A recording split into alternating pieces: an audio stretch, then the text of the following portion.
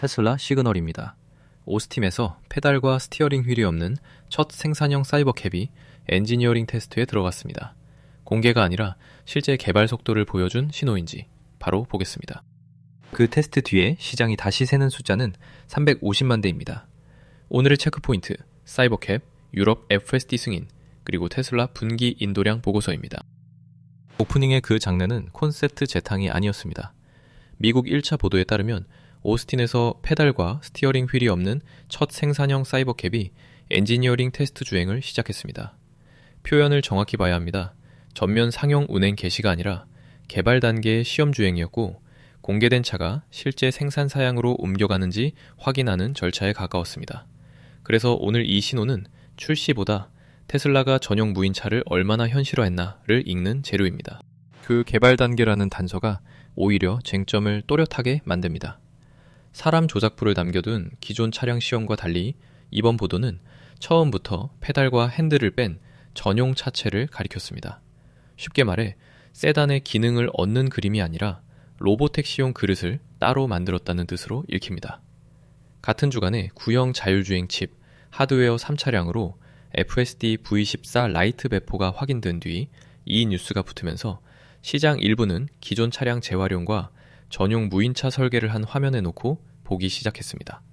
다만 엔지니어링 테스트 보도만으로 상용 서비스 논점이 완전히 사이버캡으로 옮겨갔다고 단정하긴 이릅니다. 방향은 보였지만 투자자가 당장 챙길 건 속도보다 연결고리입니다.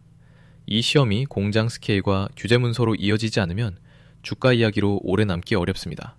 반대로 말하면 사이버캡의 의미는 한 대 시연이 아니라 이미 공개된 개념이 생산과 시험 절차로 건너갔는가에 있습니다. 그리고 여기서 한 번 더 볼 일정이 있죠. 7월 7일 기가 텍사스 관련 발표가 확장과 스케일링 신호로 확인되는지, 그게 오늘 테스트의 무게를 가늠하는 다음 잣대로 거론됩니다. 전용 무인차 얘기까지 나왔지만 시장이 더 집요하게 보는 건 이미 팔린 차를 어디까지 다시 쓸 수 있느냐입니다. 그 연장선에서 떠오른 말이 유럽 FSD 승인입니다. 그런데 오늘 확인된 사실은 조금 다릅니다. 국내 보도에서는 구형 모델에도 최신 FSD라는 문구가 강조됐고, 미국 1차 보도에서는 구형 자율주행 칩, 하드웨어 3차량으로 FSD V14 라이트 배포가 시작됐다고 전했습니다. 다만 그 배포 범위는 우선 미국으로 전해졌고 유럽 당국의 승인 문서가 새로 확인된 건 아닙니다. 핵심은 판매량 숫자 하나가 아닙니다. 시장이 보는 건 결국 오래된 차량까지 AI 옵션 가치를 다시 붙일 수 있느냐입니다.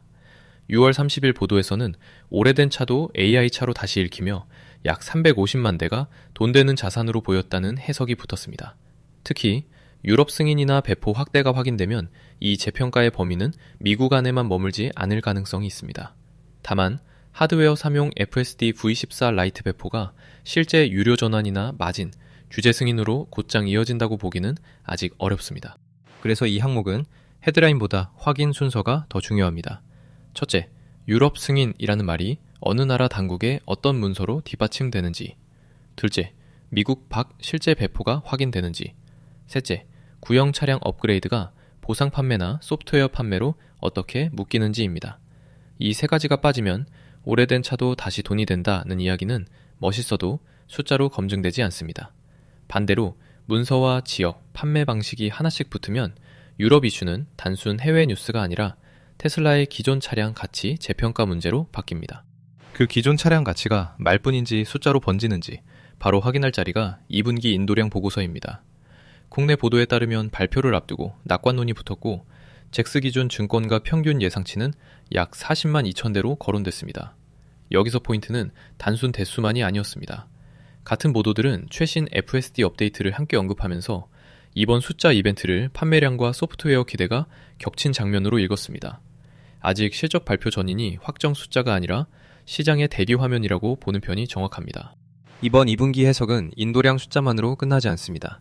인도량 숫자 앞에는 실적 프리뷰가 먼저 깔려 있고 그 위로 애널리스트 코멘트가 순차 회복 기대를 더했습니다. 여기에 지난달 SAC 내부자 공시도 겹쳤습니다. 이런 공시는 방향을 단정하지는 않지만 시장이 누가 사고 팔았는지까지 확인하며 민감하게 보는 구간이라는 점은 분명합니다. 결국 숫자 하나로 설명하기보다 인도량, FSD 업데이트, 증권가 해서 내부자 공시가 한 번에 겹친 흐름으로 있는 편이 맞습니다. 남는 질문은 주가가 무엇을 먼저 가격에 넣고 있느냐입니다.